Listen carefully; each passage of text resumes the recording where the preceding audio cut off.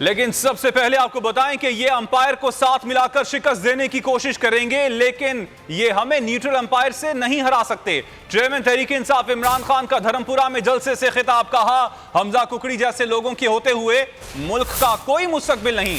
ہم نے جھوٹ کو ہرانا ہے، باطل غداروں اور میر جعفر اور میر صادق کا مقابلہ کرنا ہے، ان پیسوں کی پوجا کرنے والوں کو شکست دینی ہے۔ عوام 17 جولائی کو باہر نکلیں، سیاست کے لیے نہیں اپنے مستقبل کے لیے، کیونکہ امپورٹڈ حکومت سے مقابلہ جہاد ہے۔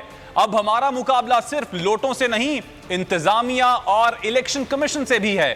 اب وقت آ گیا ہے کہ امپائرز کے ساتھ ہم نے ان کو پھینٹا لگانا ہے۔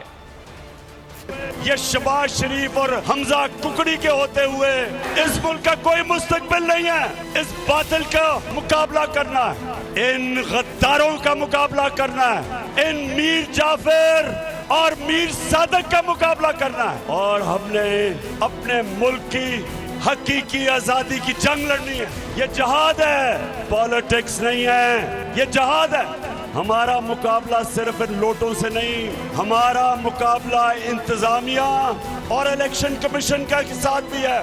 یہ مل کے، کیونکہ یہ نیوٹرل امپائر سے ہمیں نہیں ہرا سکتے، کہ جس طرح ہندوستان کو ہم نے ان کے امپائروں کے باوجود شکست دی، ہم نے ان کو، ان لوٹوں کو، حمزہ ککڑی کو، آپ کے بچوں کے اس ملک کے مستقبل کی حقیقی آزادی کی جنگ ہے۔ تو میرے پاکستانیوں، یہ جو اس وقت الیکشن، یہ ہمارے لیے جہاد ہے۔ اور الیکشن کمشنر، سن لو میری بات، تمہارا نام لکھا جائے گا ادھر پاکستان کے غداروں میں، اگر تم نے یہ الیکشن کے اندر جس طرح ابھی تک دھاندلی ہو رہی ہے۔ آپ کی جو اوتھ ہے، حلف جو لیا ہوا ہے آپ نے، آپ کی اوتھ یہ ہے کہ آپ صرف قانون کے مطابق چلیں گے۔ آپ پاکستان کی نوکری کر رہے ہیں، آپ حمزہ ککڑی کی نوکری نہیں کر رہے۔ یہ وہ وقت پھر آ گیا، امپائروں کے ساتھ ہم نے ان کو پھینٹا لگانا ہے۔